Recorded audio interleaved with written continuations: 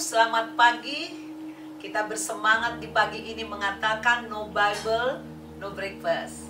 Dengan saya Pendeta Deborah Dumasisyani Partambunan dari CBM 7 TV dalam acara Wisdom in the Morning atau WTM. Artinya kita senantiasa menanti-nantikan firman Tuhan, hikmat Tuhan untuk membimbing hidup kita sepanjang hari.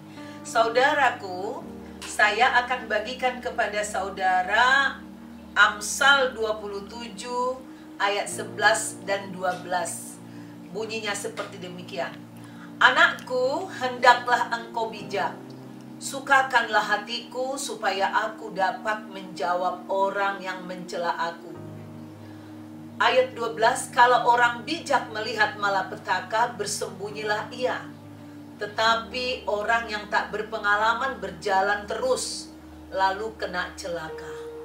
Saudaraku, di sini pemazmur menyatakan, anakku, hendaklah engkau bijak.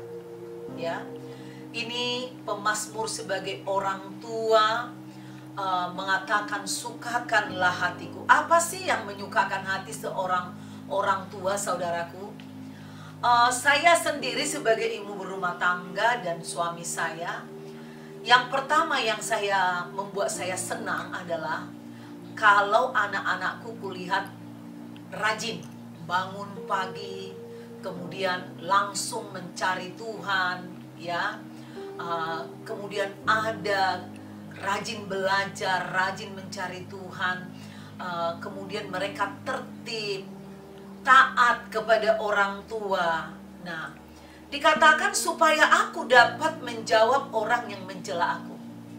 Bagaimanapun saudaraku, di dalam bersaudara saja, kalau kita punya anak-anak ada yang melenceng jalannya, itu akan membawa tekanan batin bagi orang tua.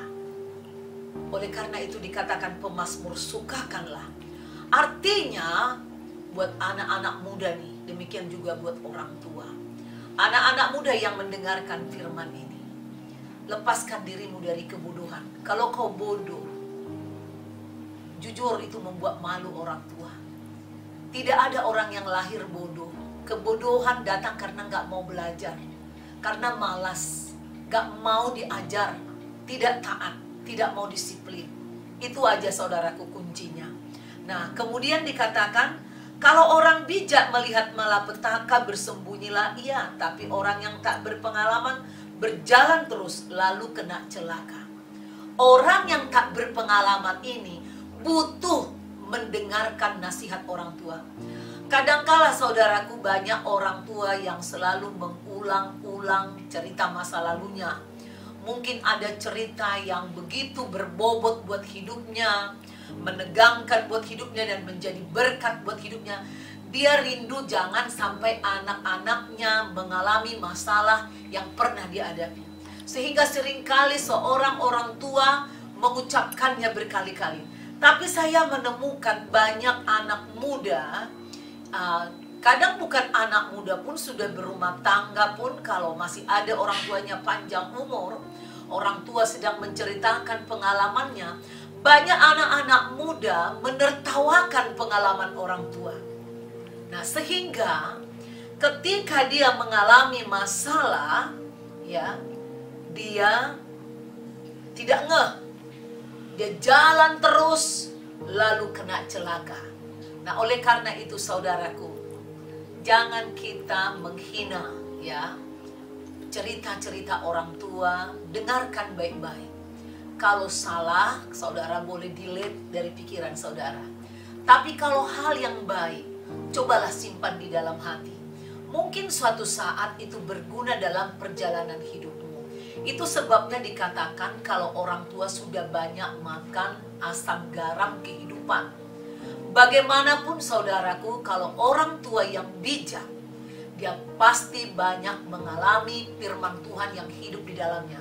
Tapi kalau orang tua yang tidak takut akan Tuhan, meskipun tidak takut akan Tuhan, firman Tuhan mengatakan sebagai anak hormatilah orang tua.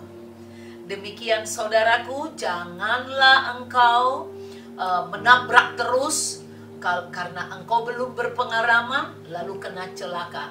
Ingatlah firman Tuhan, ingatlah orang tuamu, hormati orang tuamu, hormati Tuhan, maka Tuhan akan memperingatkan engkau. Dia akan memakai bahkan pengalaman yang buruk sekalipun dari orang tuamu, bisa dipakai Tuhan menjadi pelajaran buat hidup. Demikian rema yang bisa saya bagikan pagi ini buat saudara. Tuhan Yesus memberkati. Sampai jumpa setiap pagi pukul 5 setiap pagi, hanya 5 menit. God bless you.